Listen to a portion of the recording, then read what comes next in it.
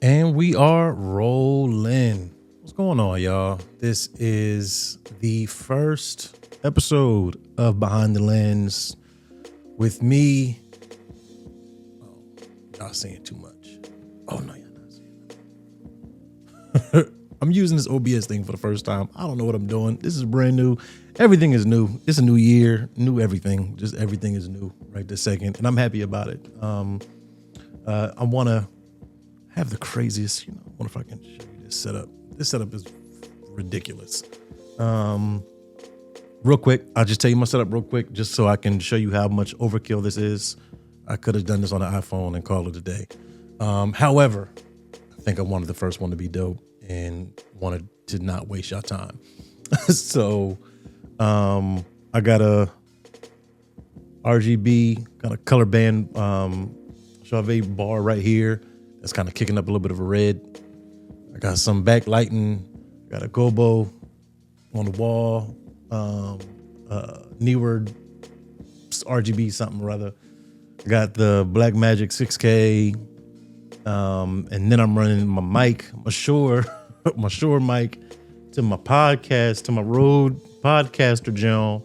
And the output from there is going into the Blackmagic, and then boom, the Blackmagic is coming into this Camlink via HDMI. And here we are on OBS. I'm sorry. So yo, today I just wanted to first off thank y'all for popping in, but this is a new space for me, and I just want to show y'all some of the things that I do.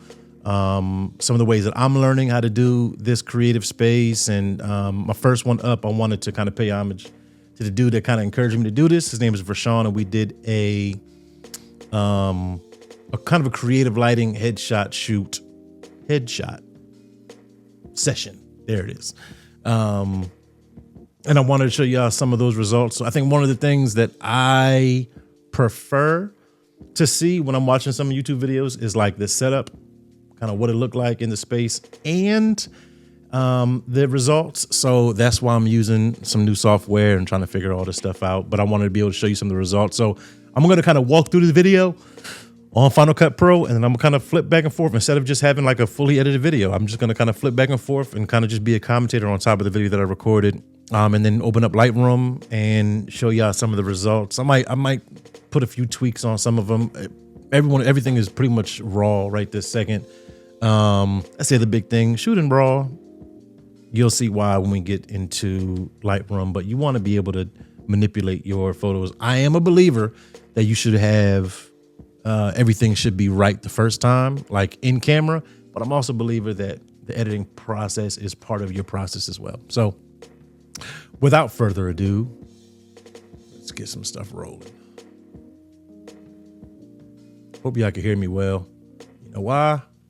I'm not doing this again. Full transparency, this is my second time doing this. And the first time I didn't record in 4K, and then I get a little bit. I'm a pixel peeper, my own self. Don't worry about it. It's fine. It's me. They say it's me. It's not you. All right. So I'll turn it down with you to hear all of it. The foolishness. This is the setup that I have right now. Like I said, I have my newer RGB light with the beauty dish on it, for a few reasons. One, I kind of wanted some of the ambient light to kind of show up in the photos. So I'm running right now at 1/40 shutter speed. I'll show you in a little bit, actually. So I have the black backdrop. I have them kind of off, pulled out from the backdrop a little bit, and real close to this softbox. So the softbox, I'm at 1/8 on the flash and I'm running a trigger. Also shooting today with the R5, and I have the 24-105 2.8 constant 2.8 RF glass. Is dope. My biggest thing is definitely want to make sure you continue to kind of communicate with your client, because what you don't want is 100 photos of the same exact look. So have them keep moving. When you get 1, 2, You got it. Now, here's another big thing. I'm not the biggest fan of showing. I'm not. Ooh, I ain't supposed to see the. Yeah, I mean, yet. I'm not the biggest fan of showing the client a lot of the work through the process. However, just to make sure that y'all are on the same page and y'all are tracking together, just to kind of make sure they stay along. So, I took some with the flash, but I also took some without, as you can see here, because again. I told you this is more of a creative lighting session and I wanted to be intentional with some really moody stuff. So bada bing, slide over here. These are some of the general ones that I did. I'll tell you, I'm not opposed to seeing this soft box with the glare in the glasses, especially if they're black glasses. It gives a little bit of texture. I am sorry. I am running, I'm at 90 millimeters, 1/200, f7.1, ISO 640. Like I said, my strobe is at 1/8. These are some of those. And I'll show you a few of the ones. So this had the ambient light, that pink light that you saw, as well as the flash going on over here. I'll clean some of that stuff up, but you can see, and if you notice, I dropped down to 1/40 on the shutter speed. That is because I wanted to allow more of the ambient light to kind of come in. I'm at f20, and I'm at ISO 640. I don't know why the ISO is so high. I could have came down probably to f19 or f18 and brought the ISO down. Maybe I was rushing, who knows?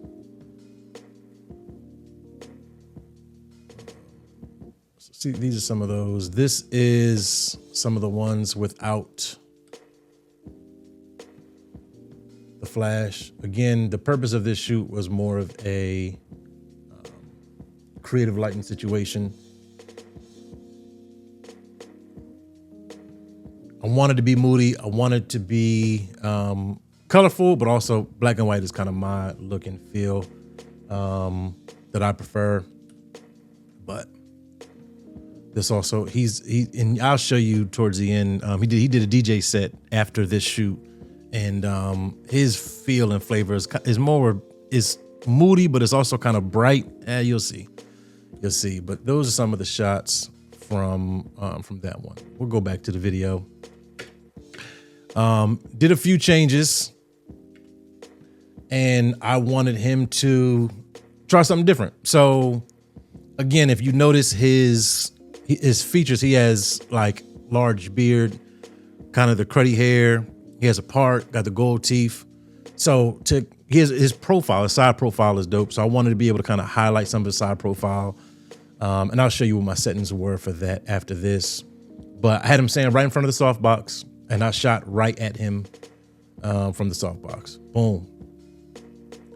Now I did that, and I'm gonna show you both just in the same kind of clip. Oh, don't worry about my belly out.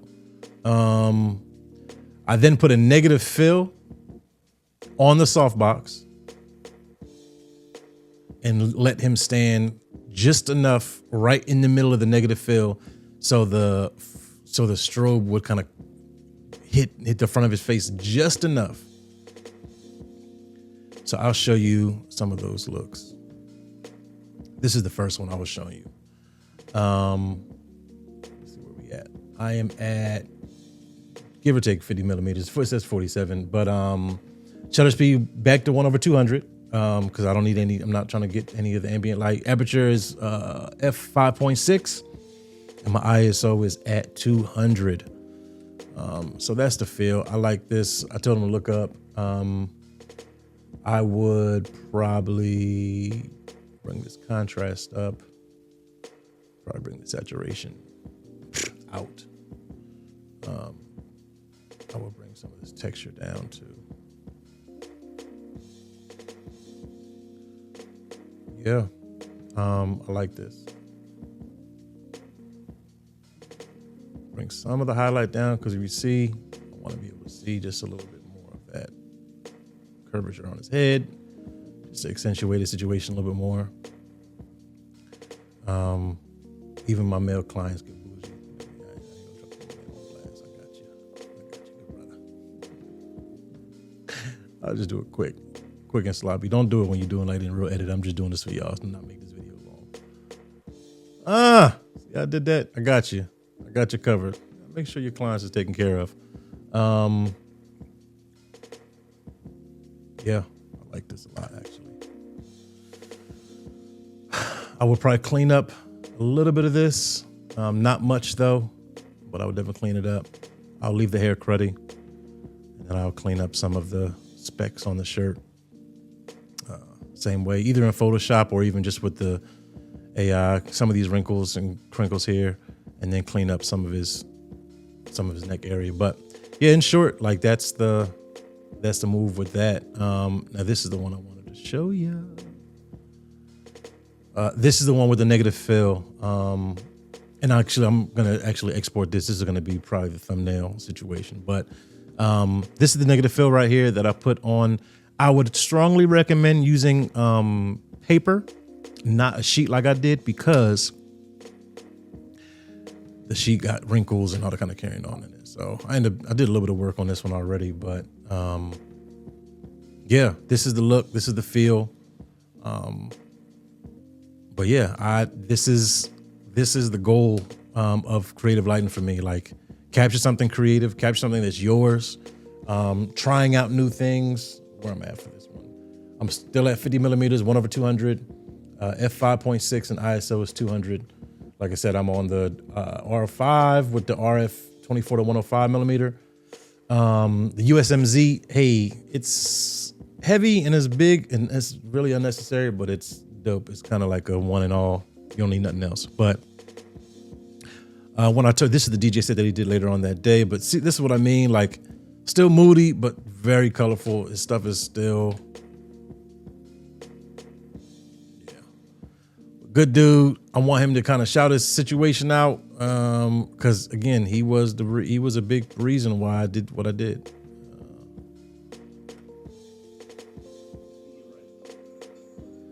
I told him it was your fault that I'm even doing this, and so if it come out crazy, but let me shout your situation out real quick. What's up, man? It's Mr. Vershawn, musician, DJ here, based in the state of Maryland and Baltimore. I'm with my guy Trev right now. Musician, DJ, music producer, content creator, YouTuber, whatever you want to call it, man. We here, we working it, we making it happen. So, once again, I appreciate y'all for rocking with me today. Let me get back to my Yaminski. Bada bing. Yeah, but that's the situation. Like I said, I'll probably put some of the equipment that I have down below. It's a slow bob. I don't have a whole bunch of expensive, crazy stuff. I put a bunch of $50 Amazon stuff together to make something look like something. So I believe in investing in yourself, investing in your craft, investing in the art.